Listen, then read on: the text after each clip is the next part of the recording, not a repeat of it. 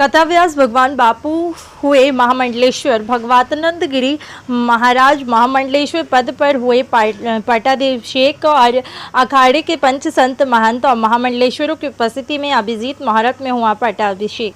पंचायती निरंजन अखाड़े द्वारा 16 जुलाई को कथाव्यास भगवान बापू जी को महामंडलेश्वर पद पर आसीन कराया गया और अखाड़े के पंच एवं संत महंत और महामंडलेश्वरों की उपस्थिति में अभिजीत मुहूर्त में पंचायती निरंजनी अखाड़े के महंत और अखिल भारतीय अखाड़ा परिषद के अध्यक्ष रविंद्रपुरी ने भगवान बापू का महामंडलेश्वर पद पर पट्टाभिषेक किया। पट्टाभिषेक के साथ भगवान बापू महामंडलेश्वर भगवतानंद गिरी महाराज गए।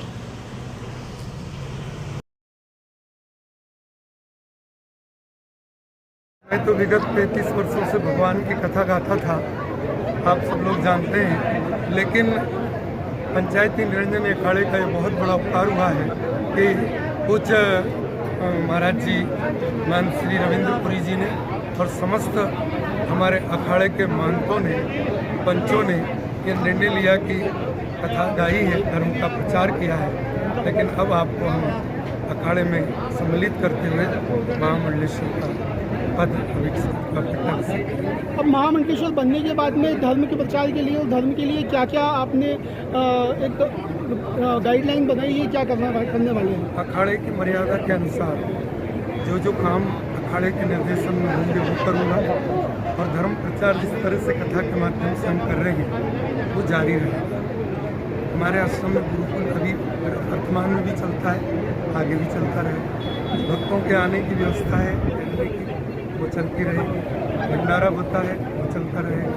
कथा प्रवचन होते हैं, वो चलता रहेगा। शिक्षा के क्षेत्र में हम काम कराते हैं, वो चलता रहेगा। आगामी जितने भी कार्य हैं अब अखाड़े के निर्देशन में होंगे। हमारे उज्जैन में हमारे बहुत बड़े कथाकार भगवान बापू जी हैं। कल उनका संन्यास हुआ है और आज महाराज श्री का पट्टाभिषेक हुआ है और मैं समझता हूँ महाराज श्री बहुत ही अच्छे विद्वान व्यक्ति हैं और आगे चल के सनातन संस्कृति का प्रचार प्रसार करेंगे, यही हमें उनसे आशा है। गुरुजी, सिंहस्थ तक कितने संत महामंडलेश्वर की उपाधि से विभूषित हो जाएंगे?